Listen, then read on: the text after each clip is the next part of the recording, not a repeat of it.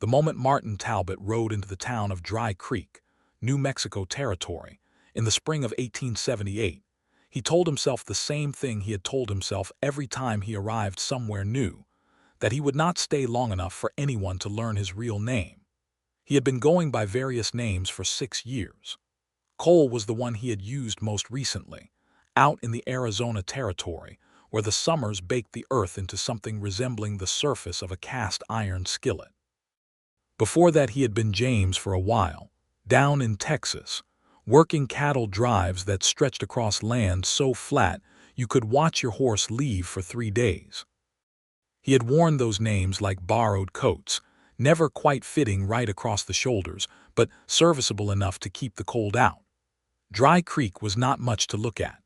There was a main street with a general store, a livery stable that smelled of old hay and horse sweat, a saloon called the Red Lantern that appeared to have been built by someone with only a passing understanding of right angles, and a post office that doubled as the telegraph office. Dust moved through the streets with a kind of lazy authority, settling on everything and everyone without apology. The mountains in the distance were blue-gray and enormous, and they gave the town a certain grandeur it had not earned on its own merits. Martin rode in on a bay horse named Copper, which he had purchased fairly in Santa Fe 3 weeks prior. He was 31 years old, lean through the jaw and broad through the shoulders, with dark hair that had grown past his ears during the long ride north, and a beard that had taken on a life of its own somewhere around Albuquerque.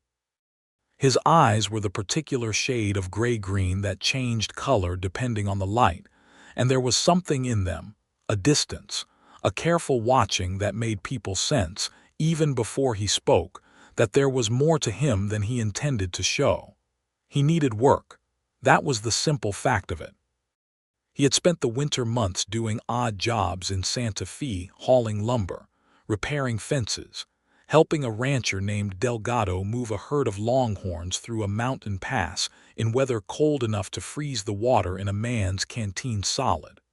The work had been honest and the pay had been fair enough, but Santa Fe had grown too familiar. Martin Talbot had a habit of leaving places before they grew too comfortable, before anyone began asking the kinds of questions that required honest answers. Dry Creek was supposed to be a fresh start, or at least a fresh middle. He had heard in Santa Fe that there was a ranch outside of town, the Collins property, some 7 miles east along the creek, that was looking for able-bodied help in the spring. The rancher had died the previous winter, people said. Pneumonia. Left behind a wife and a young daughter, and a considerable amount of land that needed tending. Martin tied Copper to the post outside the Red Lantern and went inside for a drink of water and whatever information he could gather without asking too many questions. The bartender, a wide man with kind eyes and a walrus mustache named Hector Birch, was happy enough to fill both requirements. "Collins Place," Hector said, setting a glass of cool water on the bar without being asked. He had the particular instinct of a good bartender, which was to read a man's thirst before the man himself had announced it. "Jane Collins runs it now, has since her husband passed. Good woman. Works harder than most men I know, and I know some men who work very hard. Any hands out there currently?" Martin asked. "Old Pete Granger has been with the Collins family since before Jane married in. He is steady but old. There was a younger man, Rufus Howell, but he left in February to follow some fool's errand about silver up in Colorado." Hector shook his head with the slow disapproval of a man who has watched too many fools chase their fortunes north. "Left Jane Collins with spring planting coming, a daughter of 7 years, and about 400 head of cattle that need moving to summer pasture before June." Martin finished his water and set the glass back on the bar. "She know I'm coming." Hector looked at him with mild amusement. "She does not know you exist, son." He rode out to the Collins ranch that same afternoon, the late April sun pressing down on his shoulders with the comfortable warmth of something that had not yet decided to become punishing. The land along the creek was green in a way that surprised him, not the relentless, overwhelming green of places east of the Mississippi, but a careful, particular green, as if the desert had granted itself a specific and measured luxury along the water's edge. Cottonwood trees lined the creek bank, their new leaves catching the afternoon light and turning it into something almost silver. The ranch house was sturdy and well kept, a rectangular structure of adobe and timber with a wide covered porch that ran the length of the front. There was a kitchen garden off to the left side, recently turned earth showing the careful rows of someone who took their planting seriously. A barn sat perhaps 50 yards back, larger than the house, painted a red that had faded to something closer to the color of dried brick. 3 horses moved in a paddock beside it, and from somewhere behind the barn came the sound of someone splitting wood with a methodical, determined rhythm. Martin dismounted and walked Copper to the hitching post near the porch. He climbed the 2 steps and knocked on the door. Nothing happened for a moment, and then a small girl of about 7 appeared in the doorway. She had sandy brown hair in 2 braids and the no-nonsense gaze of a child who had been raised in a place where strangers could mean trouble or they could mean nothing at all, and the wise approach was to determine which before committing to either welcome or alarm. "My mother is out back," the girl said. Her name, he would learn later, was Clara, and she was a person of great precision. "She is splitting wood." "Thank you," Martin said. "I'll go around." He led Copper around the side of the house and found the source of that steady, rhythmic sound. A woman was working at a splitting stump near the barn's east wall, bringing a maul down with the practiced efficiency of someone who had been doing this work for a long time, and had stopped pretending it was anything other than what it was: necessary. She was perhaps 28, he guessed, with dark auburn hair that was braided and pinned up beneath a wide-brimmed hat that was doing its best work against the afternoon sun. She wore a brown canvas work skirt and a cotton shirt with the sleeves rolled to the elbow. Her boots were worn but well-oiled, and there was something in the way she set her feet shoulder-width, grounded, that told him she was not going to be easily moved by anything, including a stranger riding up with requests. She heard him coming and lowered them all, turning to look at him with a direct, measuring gaze that reminded him of the way a careful person examines a bridge before trusting it with weight. "Can I help you?" she said. Her voice was clear and unhurried, and it had a quality that he would spend weeks trying to name and eventually give up on, settling instead for the understanding that it was the kind of voice that could anchor a person to a place simply by being heard. "My name is Cole," Martin said, which was what he had been saying for the past several months. "I heard in town you might be looking for a hand. I have experience with cattle and horses. I can repair fence, do light carpentry. I'm not afraid of hard work, and I don't cause trouble." Jane Collins looked at him with those direct, steady eyes. They were a warm brown with something golden in the depths of them, and said nothing for a moment. She was doing what he recognized as the same kind of assessment he did himself, the kind of reading that people who had lived with consequence learned to perform automatically. "Where are you coming from?" she asked. "Santa Fe most recently. Before that Arizona, before that Texas. A man who moves around a lot." "Yes, ma'am." She was quiet again, and in that quiet Martin could hear the creek somewhere beyond the tree line and the horses moving softly in the paddock and the distant sound of Clara on the porch, singing something to herself in a small, unself-conscious voice.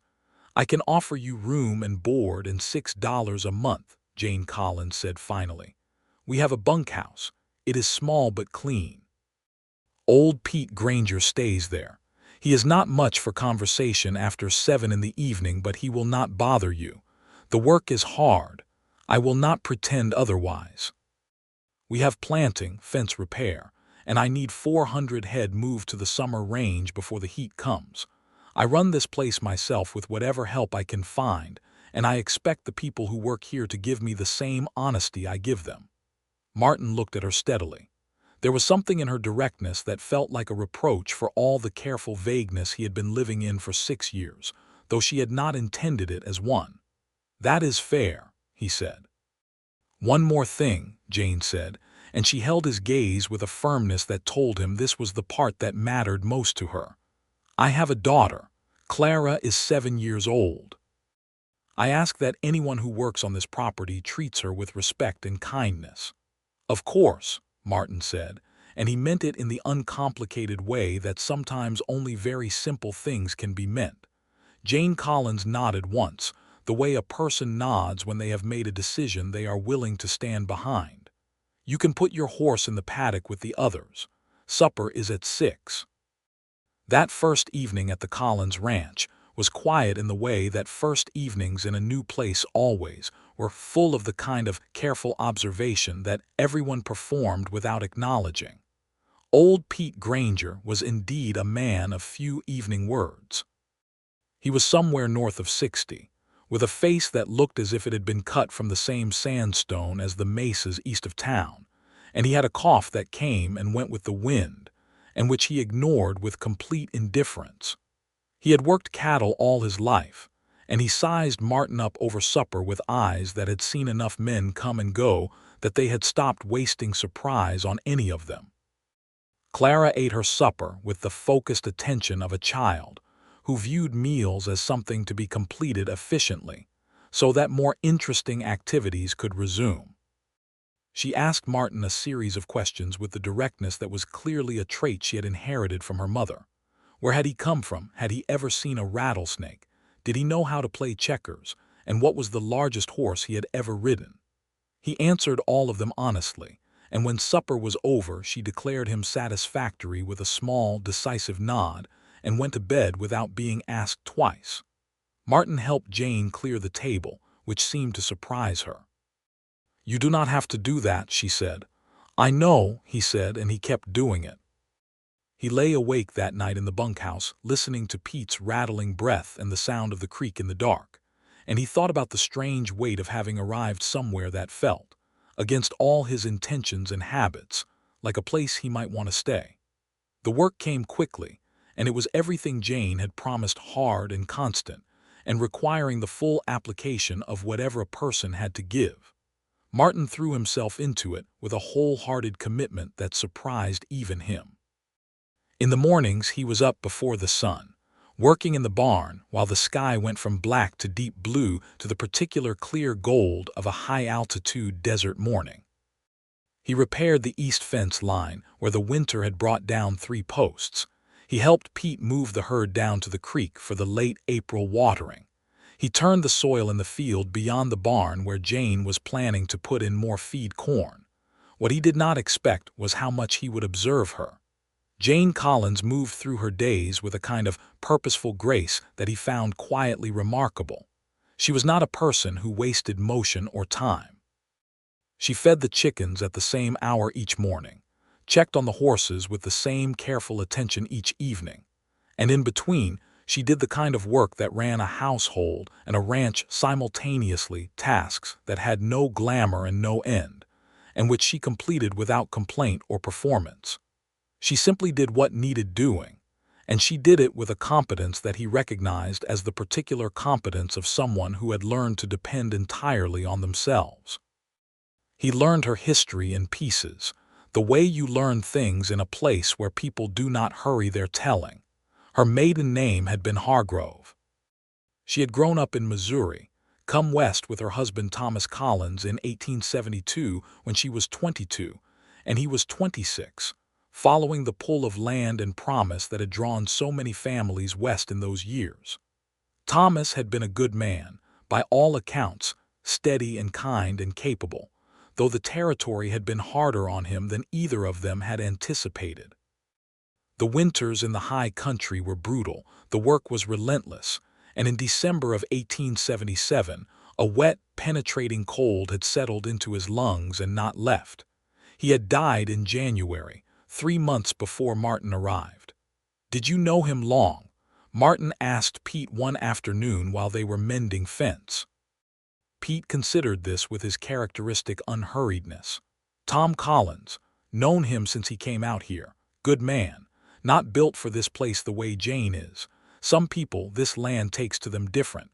He drove a nail with 2 precise strikes. Jane grew into this land like one of them cottonwoods. Tom was more like something that was always a little bent against the wind. Martin thought about this for a long time. He had been at the Collins ranch for 2 weeks before Jane. Collins learned something that she had not expected to learn.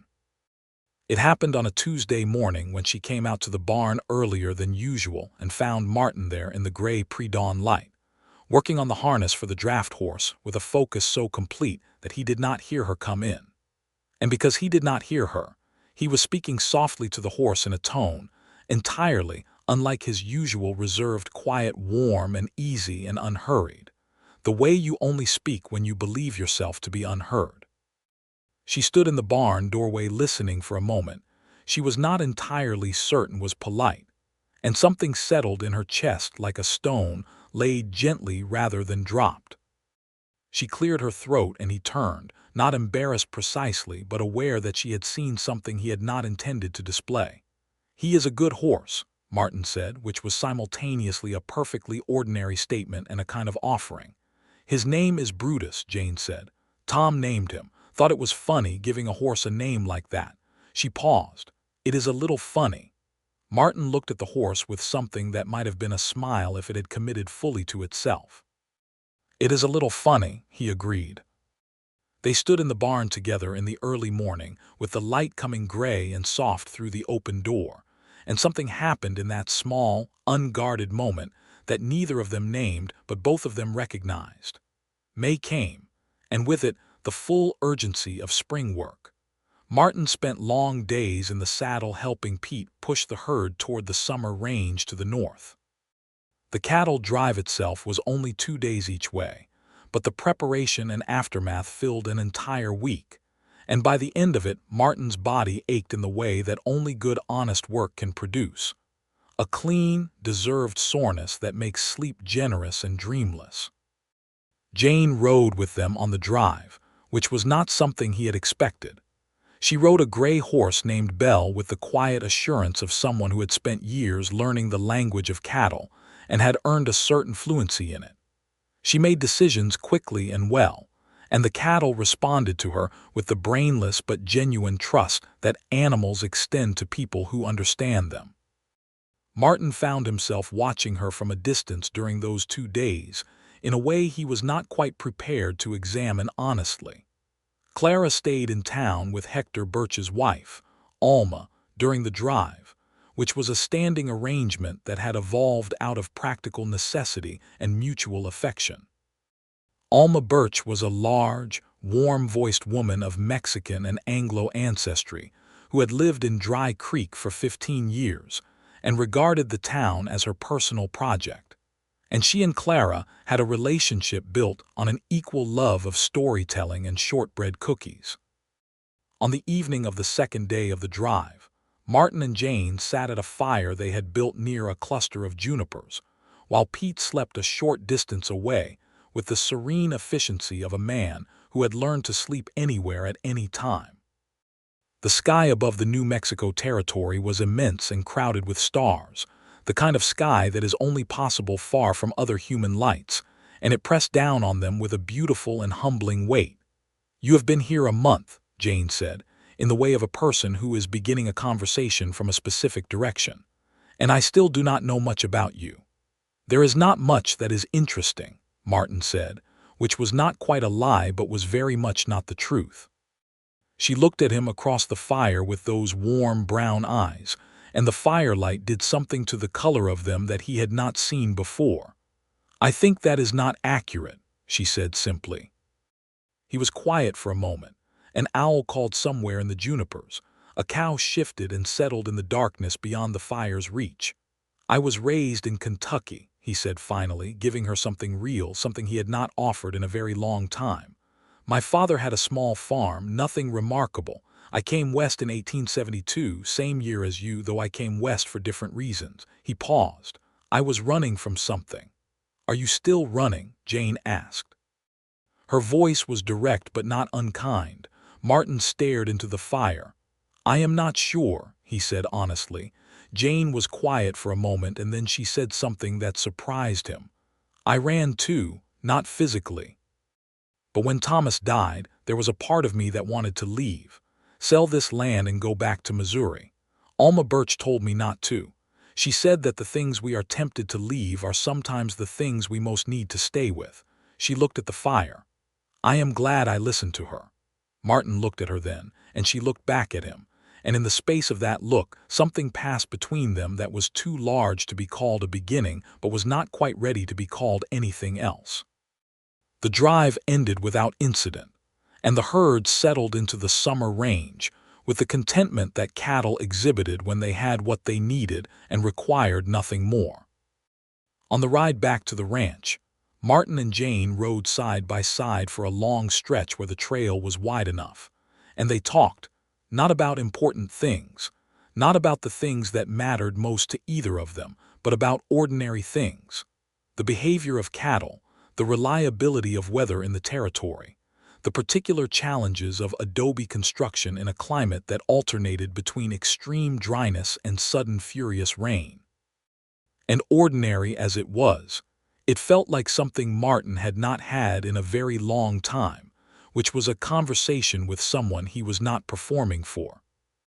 He realized with the quiet shock of a man who has been walking in one direction for a very long time and has suddenly noticed he is going the wrong way, genuinely at ease.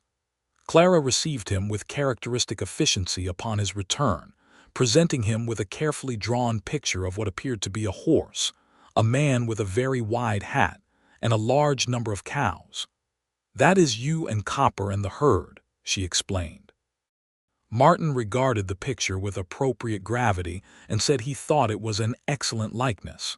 He tacked it to the wall of the bunkhouse, and Pete looked at it with mild interest. "She has always been good at drawing horses," Pete said. June arrived with a heat that was serious without being savage, and the ranch moved into its summer rhythm.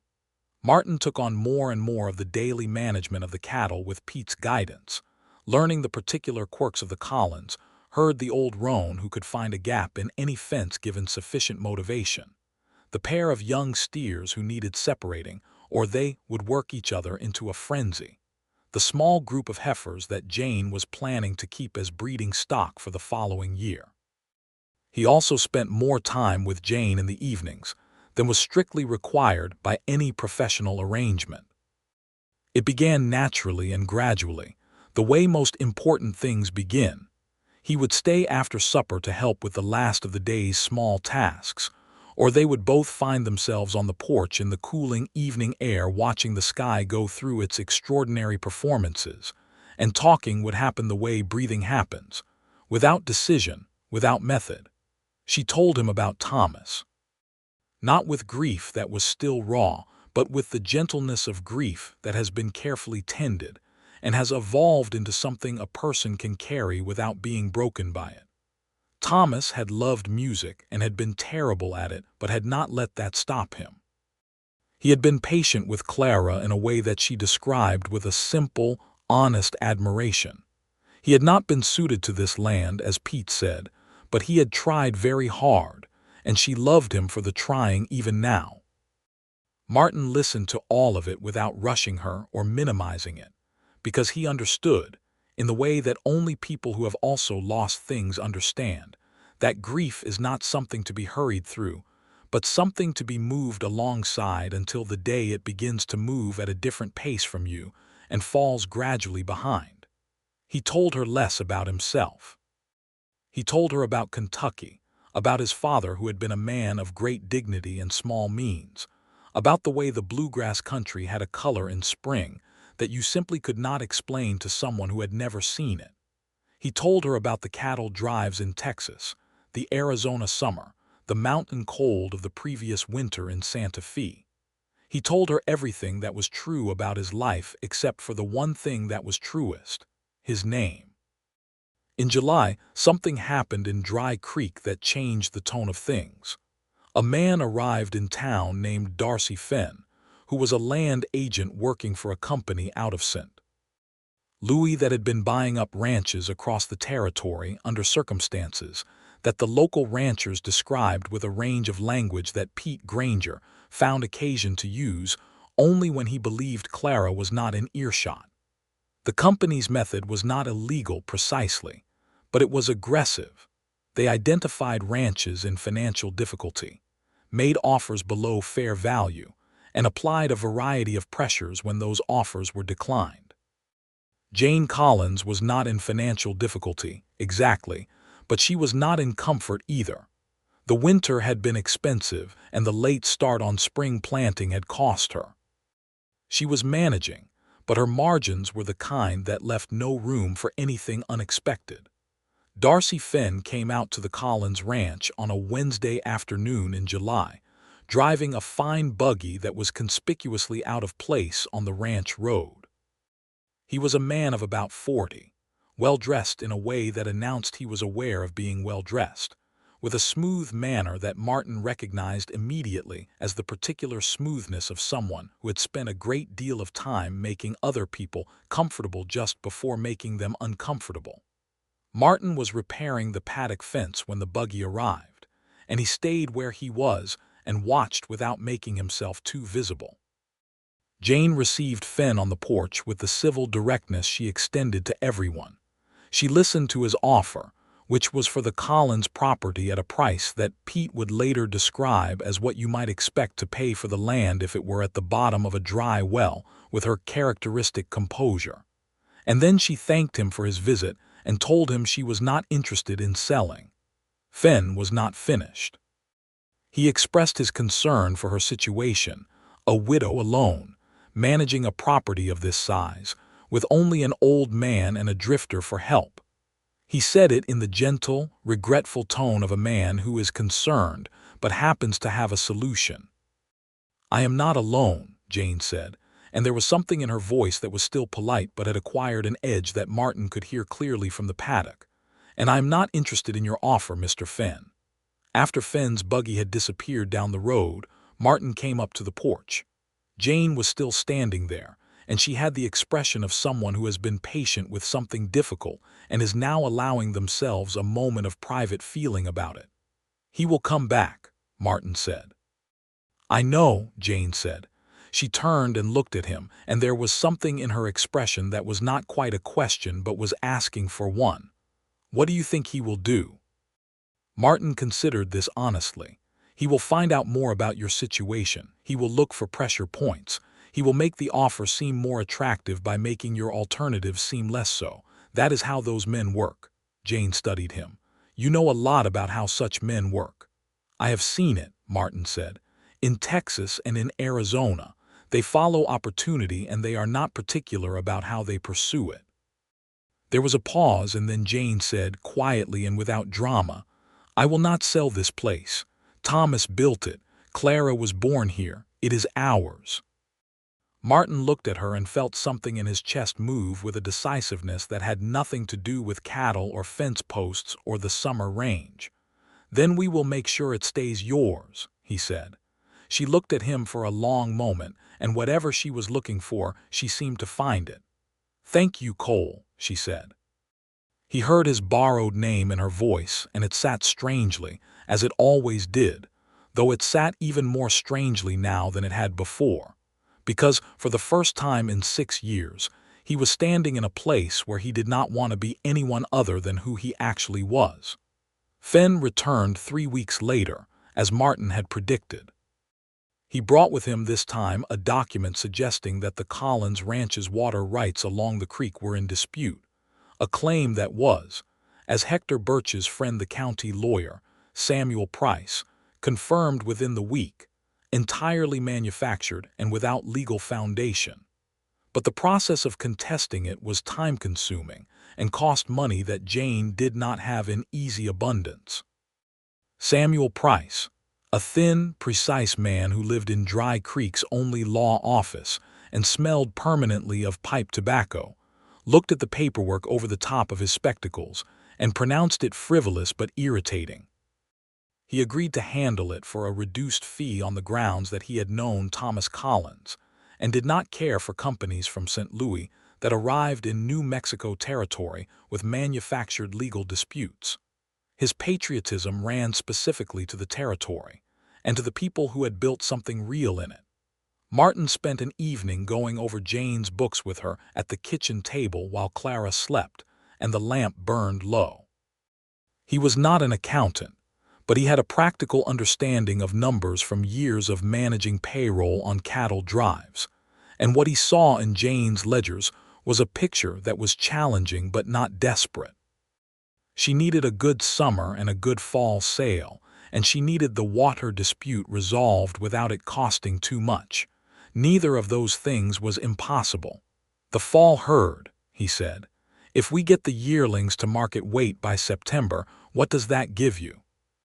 Jane had already done this calculation, but she did it again with him, and there was something in the doing of it together, heads bent over the same page in the lamp's warm circle, that was quietly intimate in a way that neither of them acknowledged and both of them felt. "It gives me enough," she said. "If nothing else goes wrong." "Then we will make sure nothing else goes wrong," Martin said. She looked up at him from very close, because the kitchen table was small and they were both leaning over the ledger, and for a moment they were simply very near each other in the lamplight, close enough that he could see the fine lines at the corners of her eyes and she could see the careful control in his. "You keep saying we," she said softly. "You are a hired hand." "I know what I am," Martin said, and it was the most honest thing he had said in 6 years, because in that moment he truly did not. She did not look away. "I know what you are too," she said.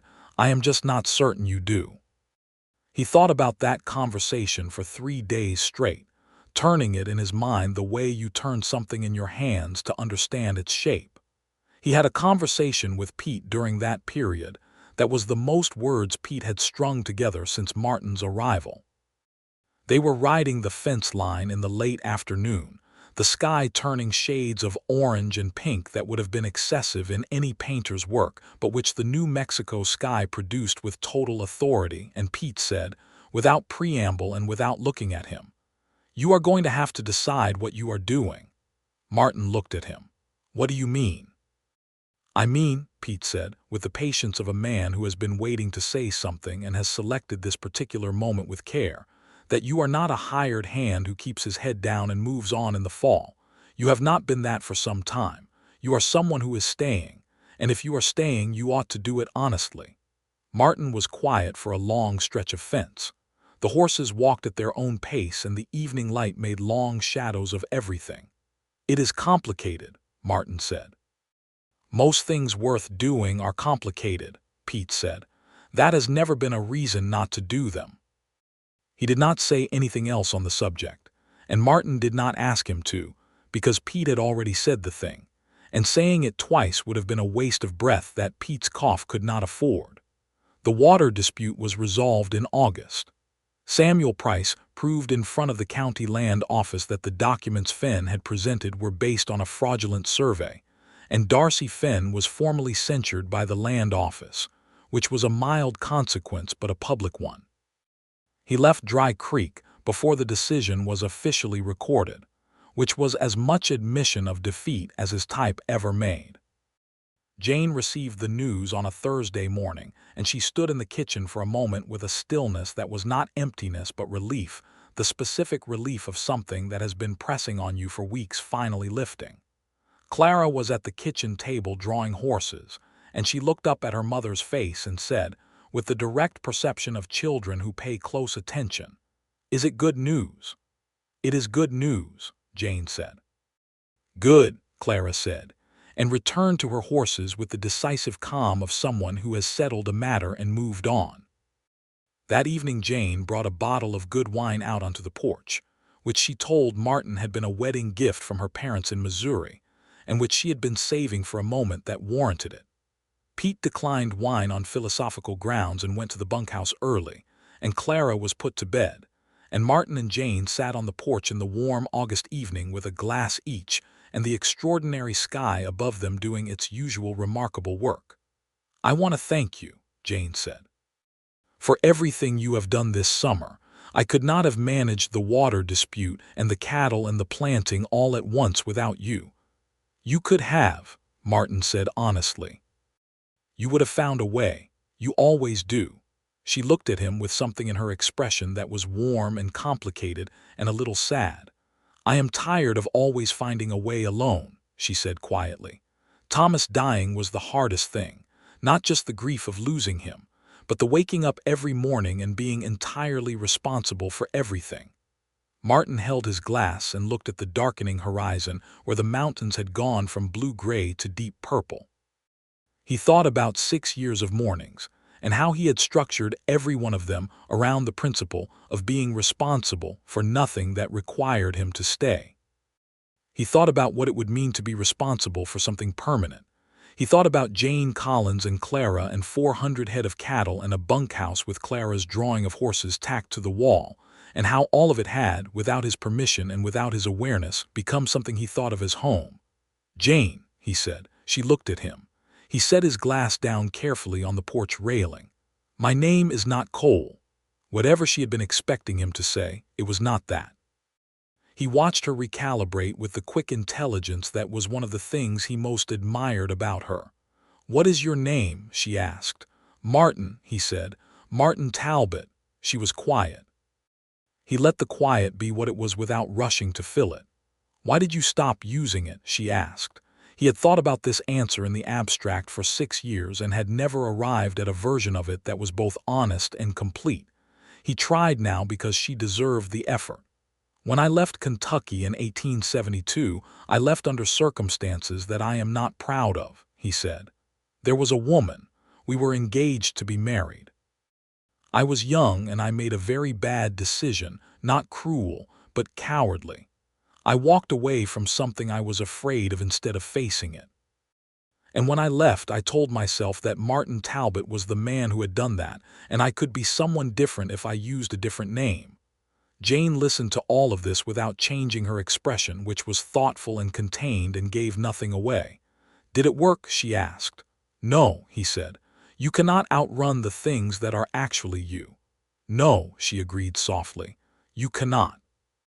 They sat with that for a moment, and the night insects began their evening song, and somewhere out in the dark, a coyote offered its lone, wavering commentary on the state of things. "Is there anything that follows the name Martin Talbot?" Jane asked. "Any reason you need to keep not using it?" "No," he said. "Catherine, the woman, she married someone else within the year. I learned that in 1874. There is nothing that follows the name. There never was anything real. I was simply afraid, and then I was ashamed of being afraid, and then I had been someone else for so long that going back felt impossible." Jane looked at him for a long moment in the warm August dark. And then she said it, his name, his actual name, spoken in that clear, unhurried voice of hers that could anchor a person to a place simply by being heard. "Martin," she said. And he forgot entirely, completely, with a rush of feeling so sudden and clean it left no room for anything else, why he had stopped using it. He forgot the shame and the cowardice and the 6 years of borrowed names. He forgot the cold logic of keeping himself at a manageable distance from everything that mattered. He forgot that he had arrived in Dry Creek with the full intention of not staying long enough for anyone to know his real name. He heard his name in her voice, and he came back to himself like a man coming in from a very long winter. "I am sorry I was not honest with you sooner," he said, and his voice had something in it that was different from how he usually spoke, rougher and more real. "Tell me now," she said simply. He did. He told her everything. Kentucky and the farm and his father, who had died while Martin was still in Texas, and who Martin had not been able to get back to in time to say goodbye. He told her about Texas and the drives and the long, empty beauty of that flat country. He told her about Arizona and the Red Canyon country and the summers that lasted too long. He told her about drifting, which was something he had done with great efficiency and terrible results, and about the particular loneliness of a life lived in surfaces. She listened to all of it, and when he was finished she said, "You are not a man who runs. You are a man who was afraid to stand still. There is a difference." He looked at her in the darkness and felt something in his chest that was so large and particular and alive that he could not imagine how he had managed to go 31 years without knowing what it was. "Jane," he said, her name feeling as real and grounding in his mouth as his own. "Yes," she said, and she said it the way a person says yes when they mean it in every direction the word can go. He reached across the small distance between their porch chairs and took her hand, and she let him, and they sat like that in the warm New Mexico night while the stars performed their ancient, patient work overhead, and neither of them said anything else for a long time because nothing else was necessary. What followed was not a simple thing. Neither of them was a simple person, and they had both lived enough life to understand that feelings, however enormous and genuine, required more than recognition. They required the patient, daily work of becoming a real thing. Martin continued his work on the ranch with the same diligence as before, but there was a different quality to his days now, a direction to them that had not been there before. He moved through the work as a man who understood what he was working toward. He noticed things he had cataloged before but not examined. The way Jane talked to the horses with a low, steady commentary while she checked their hooves. The way she laughed when Clara said something particularly precise and unexpected. The way she could look at the land at any hour and read it the way some people read a book, fluently and with evident pleasure.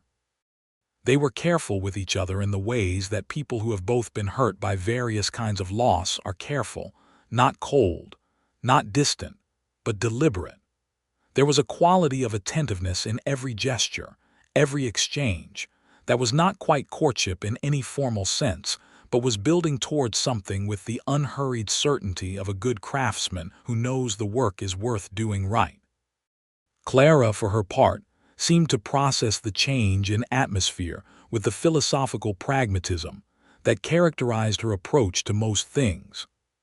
She had decided early on that Martin was satisfactory, and nothing about the new softness in her mother's eyes when she looked at him revised that assessment downward. One afternoon in late August, Clara brought Martin a book she had been reading, one of the McGuffey readers that Alma Birch had given her, and asked him to read to her, which was a request he accepted with a gravity appropriate to the honor. They sat on the porch steps in the afternoon shade, Clara leaning against his arm with the comfortable weight of a child who has decided someone is trustworthy, and Martin read to her in his Kentucky voice with its faint, faded music. And Jane stood in the kitchen doorway listening to the two of them without their knowing, and she pressed her hand against the doorframe and let herself feel the full size of what was happening. September came and brought with it the serious work of the fall sale. Martin worked with Pete to bring the yearlings to their best condition for market, a process that involved careful feeding and consistent handling, and the kind of patient expertise that Pete had accumulated over decades, and which he imparted to Martin with a brevity that was itself a form of generosity. They took the cattle to Las Vegas, New Mexico, which was the nearest significant market town, over 3 days of driving in the golden September light.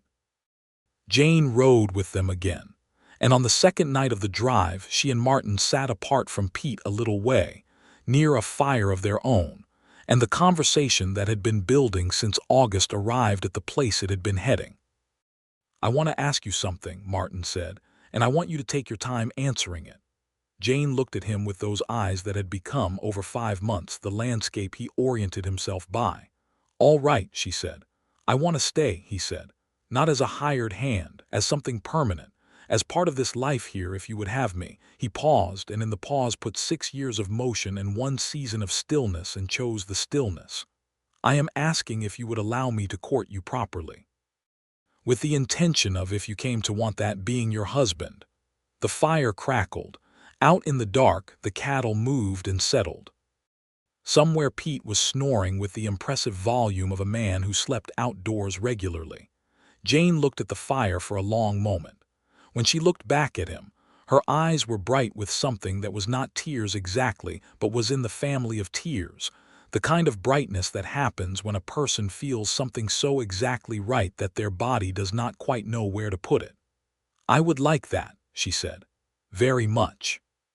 He leaned forward and kissed her then, which was a gentle and deliberate thing, and she kissed him back with the same quality of intention, and the New Mexico night surrounded them with its immense and generous darkness, and did not require anything of them except that they be entirely where they were. The fall sale went well better than well. The cattle sold at a price that Samuel Price consulted later on the legal aspects of a possible land expansion, described as very satisfactory for the current market. Jane came home from Las Vegas with enough to retire the smaller of her two debts and to purchase the seed she needed for the following spring, and with enough left over to feel, for the first time since Thomas died, that she was not simply managing but actually building towards something. She sat with the ledger that evening and looked at the numbers and felt something that was very close to joy. And then Martin came in from the barn and saw her face and understood what was in it. And he sat down across the table from her and smiled, a full, unguarded smile that changed his face so entirely that she thought she had never quite seen it before, though she had been looking at him every day for 5 months. "It is enough," she said. "It is enough," he agreed, and he meant about a great many more things than the ledger showed. October in the New Mexico territory was a gift of a month, warm days and cool nights, and the cottonwoods along the creek going gold, with a rich, extravagant color that seemed to be making a specific point about the quality of existence in this particular place. Martin began building something in the evenings, after the day's work was done and supper was finished and Clara was in bed. He worked in the workshop space at the back of the barn by lamplight, and he was careful about being asked what he was building, which he deflected with the mild vagueness of a man who has a plan. What he was building was a rocking chair. He was not a skilled woodworker, but he was patient, and he could follow the advice of the carpentry manual he had borrowed from Samuel Price's surprisingly extensive personal library. And he had spent enough time observing that he knew Jane's back ached in the evenings from the day's work, and that she always sat in the harder of the two kitchen chairs because the softer one had belonged to Thomas. He was making her something that was neither hard nor Thomas's, and he was making it with the particular attention of a man who is learning to express feeling through action, because he spent 6 years not allowing himself to feel anything worth expressing. He gave it to her on a Sunday in October, carrying it up to the porch in the evening light and setting it before her with a simplicity that was somehow more eloquent than any ceremony. Clara examined it with engineering precision, pronounced the joints sound, and sat in it briefly to test it before vacating it in favor of the porch steps where she could more comfortably continue drawing horses. Jane looked at the chair and then at Martin and then at the chair again. She sat in it carefully. It fit her exactly, the angle of the back, the height of the arms, everything that he had worked out by watching her over 5 months. "Martin," she said softly. "I know it is not perfectly made," he said. "The left arm is a little Martin," she said again, and the way she said his name had become, over these months, its own language dense with meaning that he was learning to read with increasing fluency. "It is perfect." He sat on the porch railing across from her, and they rocked and sat in the golden October evening, while Clara drew and Pete smoked his pipe at the far end of the porch, and the cottonwoods caught the last of the light and held it. He formally asked Jane to marry him in November, in the kitchen, in the early evening after Clara was in bed, with the lamp burning and the smell of the supper they had shared still in the air. He had no ring. He had written to a jeweler in Santa Fe, but the ring had not yet arrived, and he told her this with a frankness that made her laugh, a full laugh that was one of the most complete sounds he had ever heard. "I do not need a ring to say yes," she said. "I know you do not need one," he said, "but you will have one anyway because some things should be marked." She stood up from her chair and came around the table to him, and he stood to meet her, and she put her hand against his chest in a gesture that was not quite a touch and not quite a question but was something between the two, something that was about being certain of what was real. "Yes," she said. "Martin Talbot, yes." He held her face in his hands and looked at her for a long moment, memorizing it, the warm brown of her eyes and the particular angle of her jaw, and the slight windburn on her cheeks from the October days, and the strand of auburn hair that had escaped its pin and lay against her temple. And all of it was so precisely what he wanted to see for the rest of his life that he could feel the want as a physical thing, located somewhere behind his sternum. He kissed her, and she kissed him back, and the lamp burned warm, and the New Mexico night pressed softly against the kitchen windows. Clara's response to the announcement, delivered to her the following morning at breakfast, was to chew her biscuit thoughtfully for a moment and then say, "Will you still be here every day?" "Every day," Martin confirmed. "Good," Clara said. "Can I be a part of the ceremony?" "You can be the most important part," Jane said. Clara returned to her biscuit with the satisfaction of someone who has negotiated a reasonable outcome. The ring arrived from Santa Fe in the first week of December, a simple band of gold with a small oval turquoise stone set in it, which Martin had described to the jeweler as something practical for a woman who worked with her hands, but that should still be beautiful. He put it on Jane's finger on a Tuesday evening with the ceremony of a man who takes the marking of things seriously, and she looked at it on her hand for a long time without saying anything, and then she looked at him and said, "It is exactly right," and he believed her. They were married in January 1879 at the small Methodist church in Dry Creek, on a clear, cold day when the mountains were white with snow, and the sky was the deep, brilliant blue that the territory produced in winter like a special occasion. The ceremony was performed by the Reverend Ellison, a lean, kind man of about 60 who had been conducting services in Dry Creek for 12 years, and who brought to the occasion the warmth of a man who genuinely believed in what he was presiding over. Hector and Alma Birch were there. Samuel Price was there, pipe tucked away in deference to the church interior, smelling only mildly of tobacco. Pete Granger stood at the front of the small congregation in a suit that appeared to have been excavated from some extraordinary storage in the bunkhouse, and which fitted him imperfectly, but with great dignity. He had polished his boots to a standard that suggested the occasion had moved him more than he would ever verbally admit. Clara stood beside her mother in a dress that Alma Birch had helped sew from a bolt of deep blue calico, and she held a small bunch of dried wildflowers that she had gathered and dried herself the previous summer, apparently in anticipation of some eventual ceremony, which suggested either prescience or very good planning.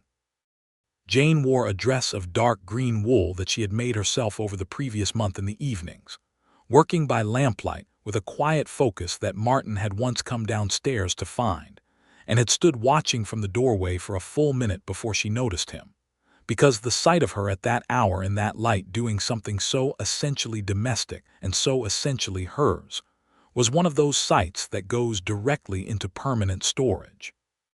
She looked at the altar in January in the small church in Dry Creek, like someone who had arrived at something she had been working toward for a long time, not with the nervous fragility of a person hoping things will work out, but with the steady, warm sureness of someone who has done the work and knows the foundation is sound. Martin stood across from her in his best shirt, which was not his only shirt, but was the one that had been carefully pressed by his own hand the night before, and looked at her and understood in a way that was complete and without reservation that he was exactly where he was supposed to be. The vows were the traditional ones, and he meant every word of them with a fullness that surprised him only in its scale, not in its direction. When Reverend Ellison said the words that declared them married, Clara erupted in a small, precise clap that made Alma Birch laugh and Pete Granger produce an expression that the man would deny was a smile, but which everyone present identified as exactly that. The reception was held at the Red Lantern, which Hector Birch had closed to regular business for the afternoon, and decorated with whatever he had available, which included an impressive quantity of dried flowers, 2 lanterns that Alma had embroidered with colored thread, and a hand-lettered sign that read Collins Talbot January 1879, in Alma's careful, generous script. There was a fiddle player from somewhere out near the mesa who played reels and waltzes with equal enthusiasm, and the small gathering danced in the cleared space near the bar with the particular joy of people who live in a hard place and celebrate its good moments with full attention. Martin danced with Jane in the January afternoon light, and she danced with the same unhurried grace she brought to everything. And he thought as he held her that he had spent 6 years moving and had covered an extraordinary amount of ground, and that all of it, apparently, had been leading to this specific room with this specific woman, and the particular light of the territory winter coming through the windows at precisely this angle.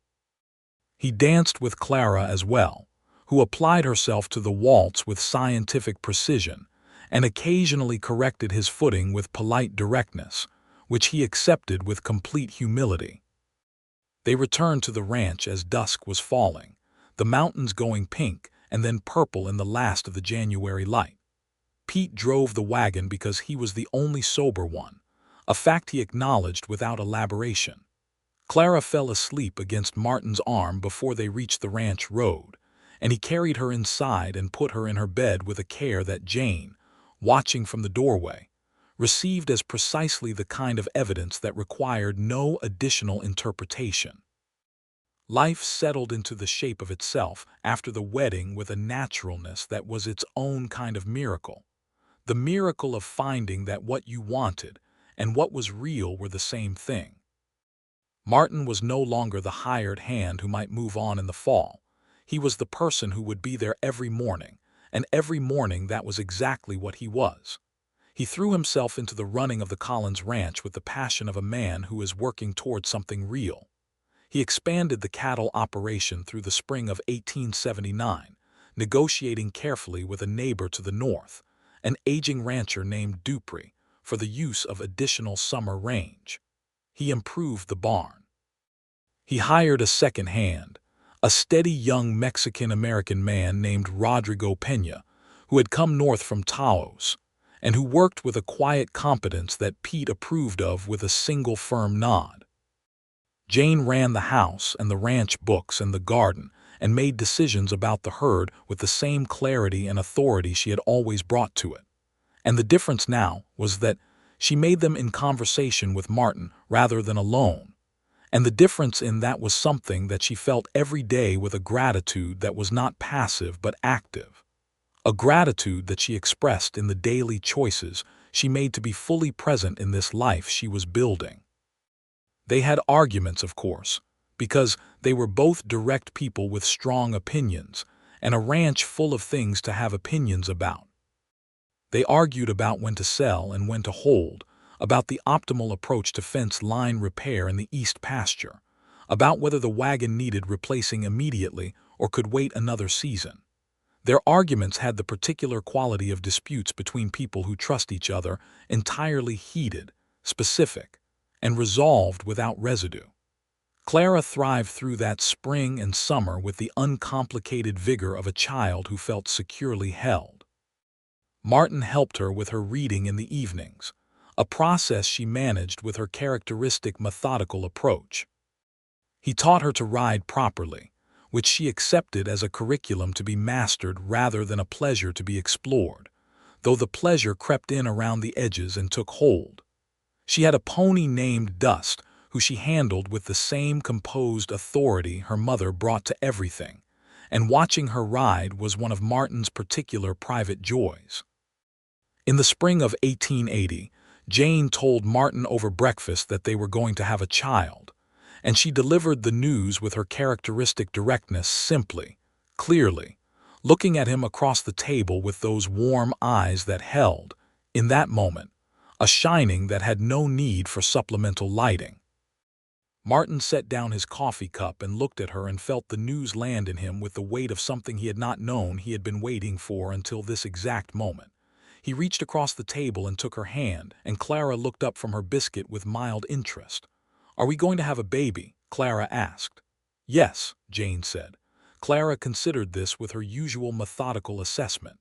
"Good," she said after a moment. "I have been wanting someone to teach." Martin laughed, and Jane laughed, and the kitchen was full of it, and the morning light came through the window and laid itself across the table and everything on it. The pregnancy was unremarkable in the best possible sense of the word. Jane moved through it with her usual pragmatic capability, continuing her work with appropriate modification and tolerating Martin's occasionally excessive solicitude with affectionate patience. She let him take on more of the physical labor without making him feel that he was compensating for something she could not do, because she was not someone who accepted help by pretending not to need it. She accepted it because she had learned that accepting help from the right person was not weakness but partnership. Martin built a cradle in the workshop over the summer months. It was a considerably better construction than the rocking chair, because he had spent the intervening time learning from his mistakes, and the result was something Pete examined with a critical eye and declared sound, which was the highest praise Pete offered anything. The child arrived in November 1880, in the bedroom of the Talbot ranch, attended by Alma Birch, who had midwifed half the children in the territory, and brought to the occasion the calm authority of comprehensive experience. It was a long night, and the second half of it was harder than the first, and Martin sat on the other side of the closed bedroom door and experienced the particular helplessness of being the person who cannot do the hardest part. But then, in the early hours of a cold November morning, there came a sound that rearranged everything. A sound that was small and outraged and more full of life than anything Martin had ever heard, and Alma Birch opened the bedroom door and told him to come in, and he came in. Jane was in the bed looking exhausted and luminous in the particular combination that those two things achieve only at that specific kind of moment, and she was holding a small, red, extremely opinionated person wrapped in a blanket, and she looked up at Martin when he came through the door and said, "Come meet your son." He had a son. He sat on the edge of the bed beside Jane, and she put the baby in his arms, and he held him with the careful reverence of a man holding something that has suddenly and permanently become the most important thing in the world. The baby's face was screwed up in the expression of a person who has just arrived somewhere and is not certain of the quality of the accommodations, but his grip on Martin's finger was absolute and total and without any reservation at all. "What do we call him?" Martin asked, his voice lower than usual. Jane leaned against his shoulder and looked at the baby with an expression that had no words adequate to it. "I thought Robert," she said, "after your father." Martin's throat closed for a moment in the way that happens when something is given that you did not ask for and did not know you needed. He turned his head and pressed his lips to her hair. "Robert," he said. "Yes." Clara, who had been sleeping in her room and had been promised she would meet the baby in the morning, appeared in the doorway at some point past midnight in her nightgown with her hair loose and her expression the particular combination of exhausted and wide awake that children achieve on significant occasions. She examined Robert Talbot with scientific interest and then looked at her mother and then at Martin and said, "He is very small." "He will get larger," Martin promised. "Good," Clara said. "I have a lot to teach him." And then she went back to bed with the completion of someone who has confirmed necessary data and can rest. The years that followed were full ones, in the way that years are full when they are lived rather than survived. Robert grew with the gratifying enthusiasm of a healthy child, acquiring opinions and personality, and a determined interest in horses that manifested as soon as he could reliably remain vertical. He was dark-haired like Martin, but had Jane's eyes warm brown with gold in the depths, and he had from an early age the combination of his mother's groundedness and his father's capacity for stillness, which made him the kind of child who could sit beside you without requiring anything. Clara, at 12, had become a young woman of formidable intellectual discipline, who had exhausted the educational resources of Dry Creek Small School, and was working through a collection of books that she ordered from a publisher in New York, with the systematic precision she applied to everything.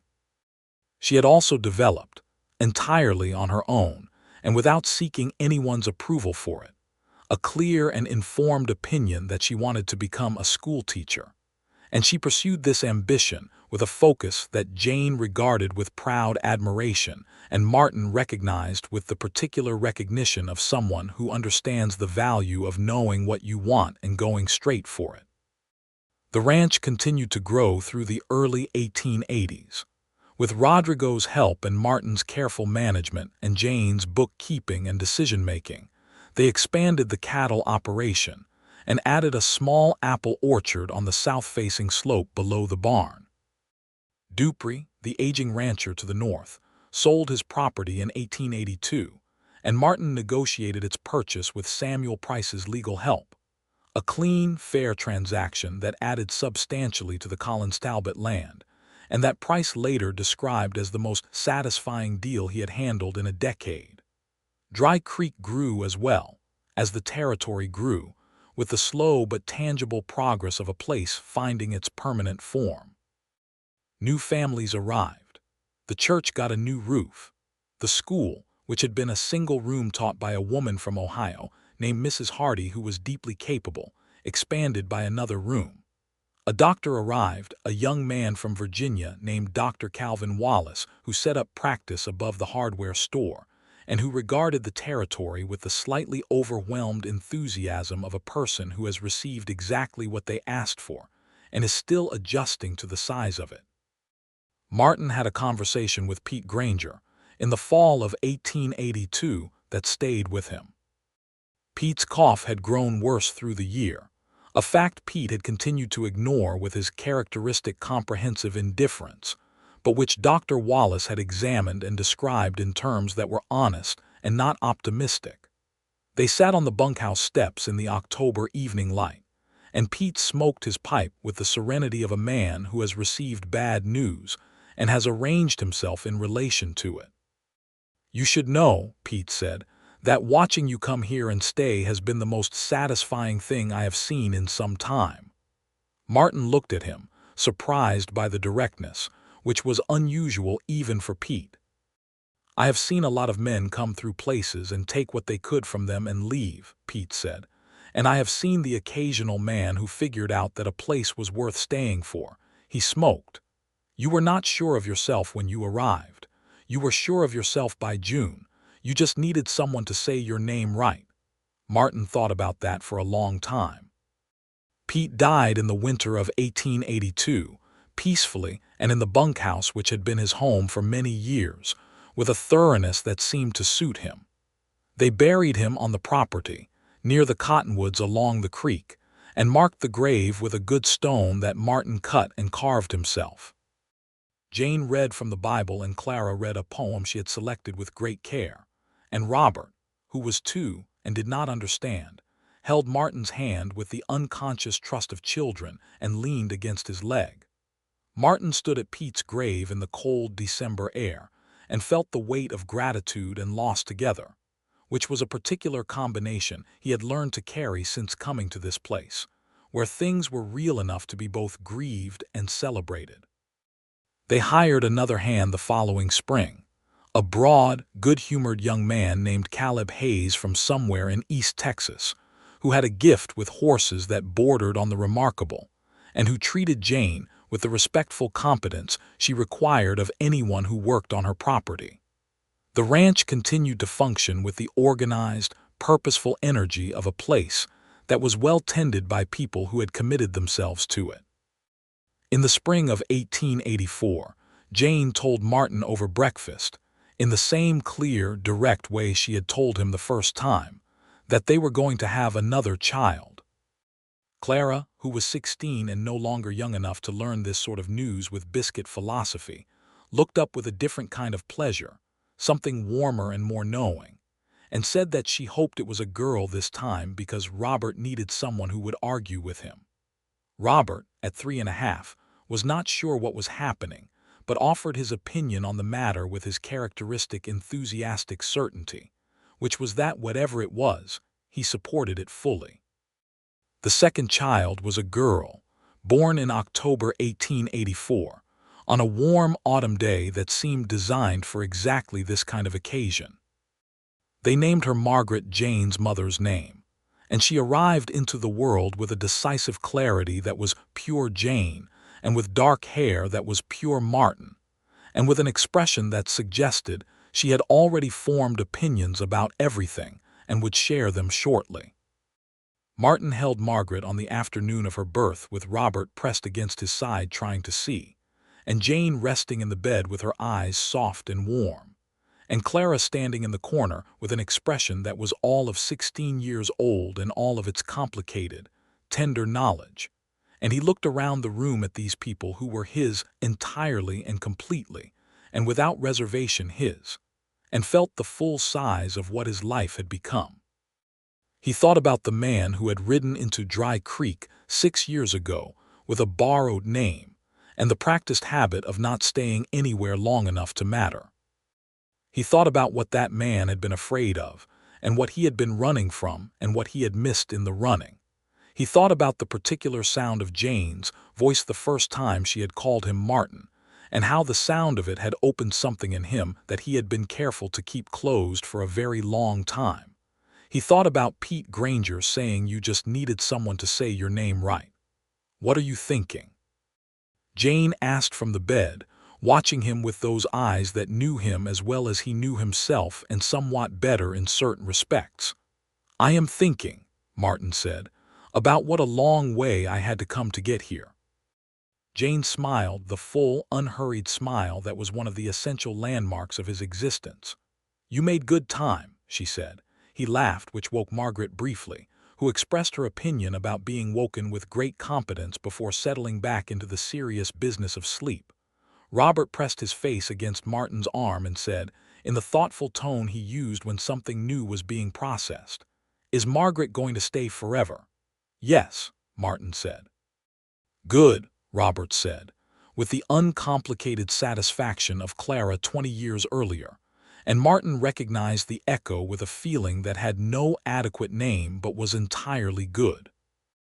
The years built themselves one upon the other with the beautiful inevitability of something well-made. The ranch grew into something that people in the county knew by name, the Talbot place, which was always mentioned together the way people mention things that belong together. Jane's reputation as a capable rancher and a fair dealer was solid and long established, and Martin's reputation as an honest man and good neighbor was the kind that gets built not in a single impressive gesture, but in the accumulation of 1,000 small, reliable ones. Clara left for the Territorial Teachers' College in Santa Fe in the fall of 1885, at 17, with a trunk packed with the systematic efficiency of a person who has made a list. She hugged Jane with the contained intensity of a daughter who is going to miss her mother more than she is prepared to fully acknowledge in that moment. And she hugged Martin with the firm affection of a young woman who has decided she loves him and is not embarrassed by it. She knelt down and told Robert to behave himself and told Margaret, who was 1 year old, that she expected great things from her and would follow up. And then she climbed into the wagon that Caleb was driving to the stage in Dry Creek, and she went. Jane stood in the yard watching the wagon until it was out of sight, and Martin stood beside her and put his arm around her shoulders, and she leaned into him with a weight that was grief and pride together. "She is going to be remarkable," Martin said. "She already is," Jane said. They went back to work after that, because work was what was there and work was what they knew, and the doing of it together was itself a form of love. Perhaps the most durable form, the form that holds up across all the ordinary days that are the actual substance of a life. Robert grew into a boy, and then into a young person of strong opinions, and a genuine gift for working with animals that reminded Martin daily of something Pete had said once about how some people are built for a place, and some are built against the wind.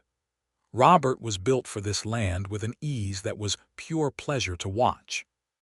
He was learning the cattle work at 10 years old with the same appetite Clara had brought to her books, not because he was pushed to it, but because it was clearly and obviously what he was for.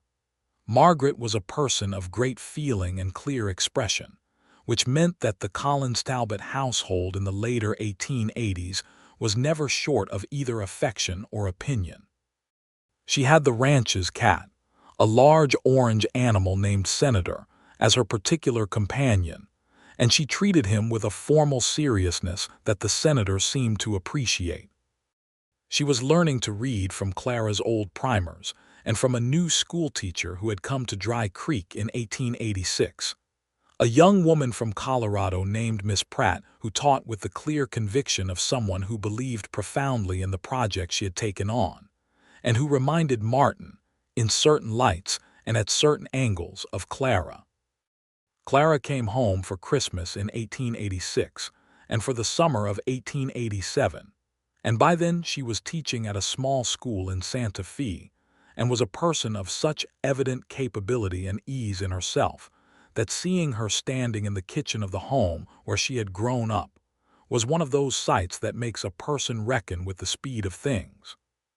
She sat with Martin on the porch one evening while Jane put the children to bed, and they talked the way adults who respect each other talk, without performance, without the small adjustments that less honest relationships require.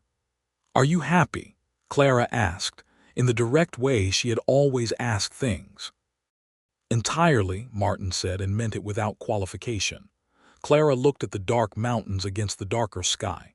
"She is too," she said. "I don't mean just content, I mean the kind of happy that comes from the right thing." She paused. "She was not unhappy with my father. He was a good man and she loved him. But there is a difference between a life that is good and a life that is exactly right, and I think she has the second one now." Martin looked at the mountains and felt the full weight of the compliment, which was perhaps the most considered and meaningful one he had ever received. "Thank you for being honest with her," Clara said, "when you told her your name." "I know that was not easy." Martin looked at her. "How do you know about that?" "Mother told me," Clara said simply. "She tells me most things. She said it was the moment she understood you properly." She paused. "I think honesty is underrated as a romantic gesture." Martin laughed. "You may be right." "I am right," Clara said, with the measured confidence of a person who is accustomed to accuracy. The 1880s moved toward the 1890s with the relentless pace of time in a place where time is full. The territory was changing, more people arriving, more towns, the railroad pushing further into the country, and bringing with it all the complexity of a larger world. Dry Creek remained small enough to be itself, but it was no longer quite the edge of things it had been in 1878. Martin turned 40 in the spring of 1887, which was a fact he noted with equanimity, and which Jane celebrated with a supper of such deliberate and thoughtful preparation that it amounted to a declaration of love delivered in the medium of food.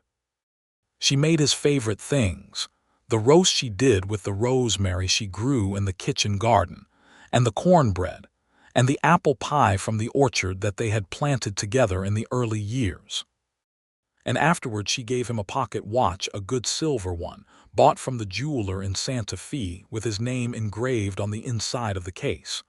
Martin Talbot, 1887. He opened the case and read his name and looked up at her. "You had it engraved," he said.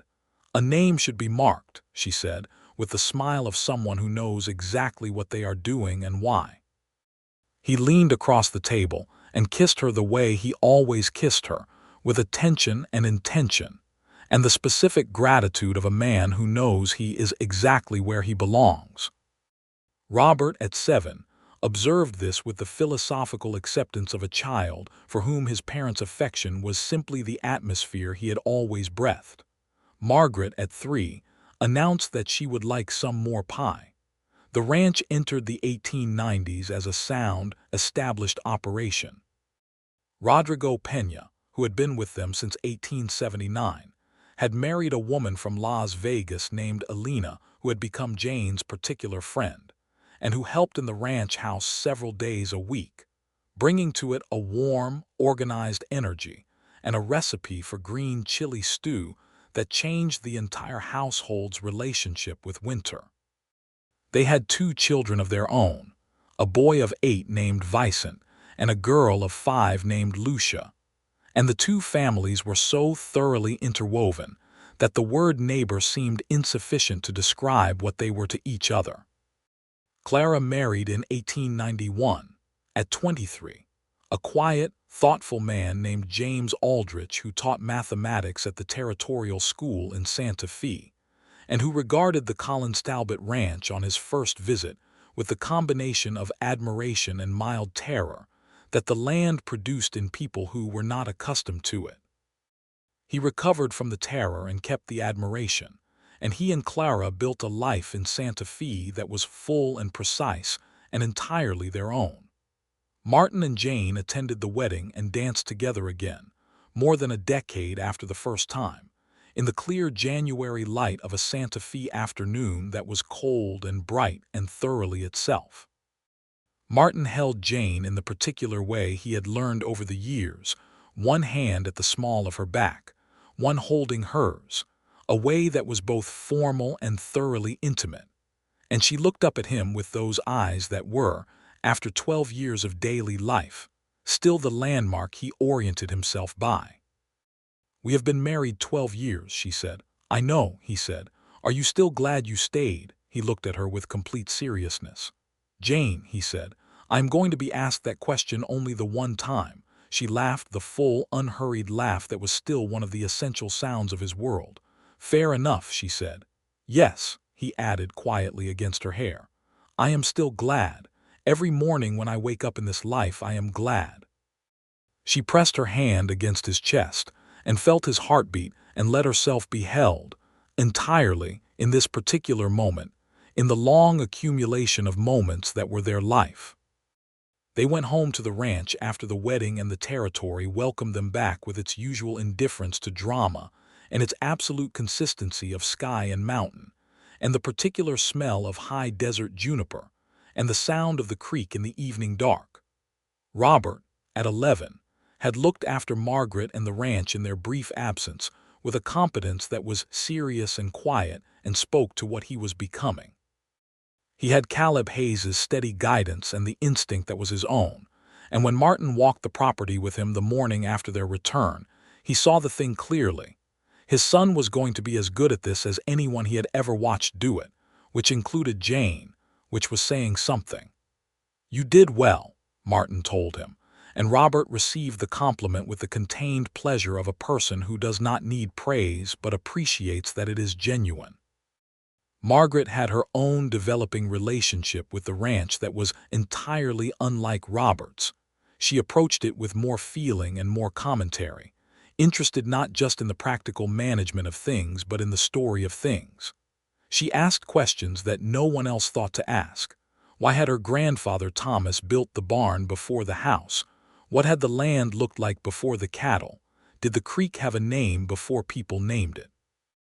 Jane answered what she could, and together they corresponded with the Territorial Land Office and the Historical Society in Santa Fe, which was a project that Clara later described as the most entirely characteristic thing her sister could possibly have done. By 1895, the Talbot Ranch was one of the more respected operations in the county. Not the largest, there were outfits to the south with more land and more cattle, but known for the quality of its stock and the reliability of its dealings and the straightforwardness of its owners. Martin had a reputation that was, he was aware, more consistent than anything Martin Talbot had been building before he arrived in Dry Creek in 1878, which was a thought he held with a certain private satisfaction. He sat on the porch on a September evening in 1895, in the rocking chair he had made for Jane, which she had happily ceded to him years ago in favor of the bench they had built together, and looked at the property in the late light. The barn was solid and well-maintained. The apple orchard was heavy with fruit that Margaret and Caleb's family were picking through the week. Somewhere across the creek, Robert was checking the fence line with a methodical thoroughness that Martin recognized as his own habit reflected back.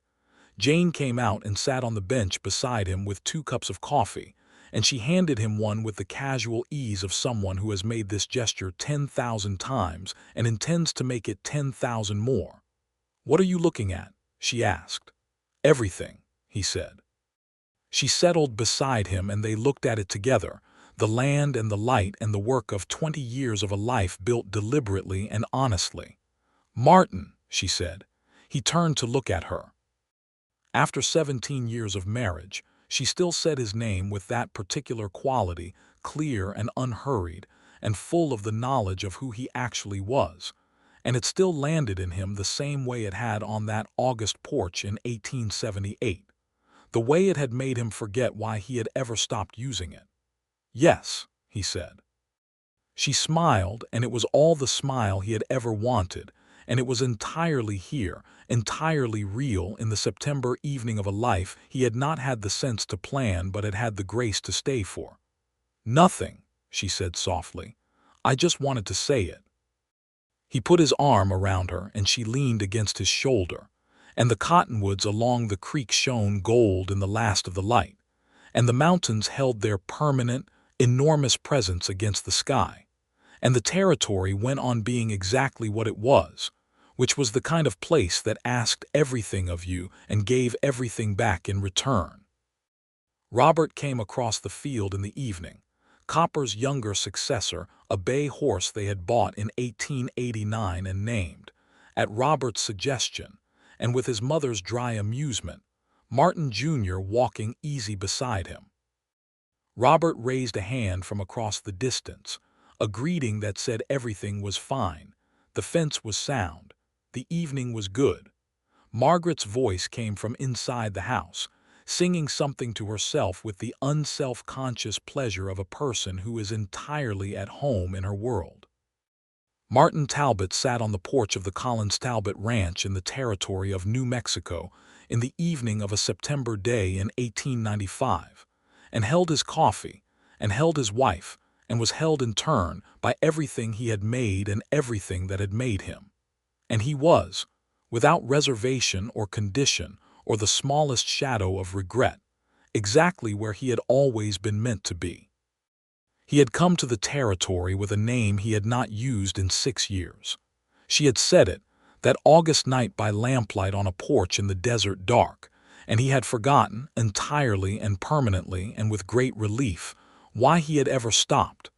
It was, he knew, the best thing that had ever been forgotten.